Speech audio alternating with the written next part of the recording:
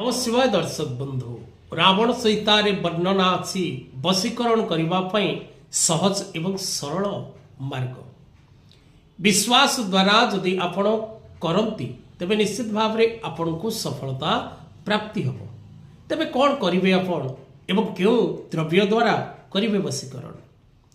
अपमार्ग गछरे छोट छोट मंजी हुए से अपमार्ग मंजी को आपण जदि छेली क्षीर रे तिलक प्रस्तुत करती एवं से तिलक को आपण धारण करती तेबे जगत आपणकर बसता स्वीकार करिथाय एवं समस्त व्यक्ति आपण प्रति आकर्षित होती।